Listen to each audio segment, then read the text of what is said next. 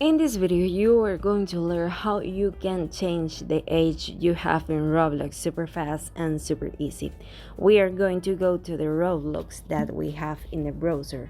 We are going to put it on the computer website. We see that we are in configuration. We will not be able to change the age directly here, but we are going to go the button where it says help. We are going to look for patents and security and touch in.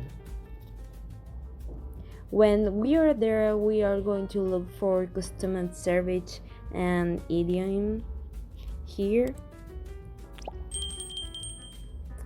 And there we can see that a small option appears where it says contact us here. What this?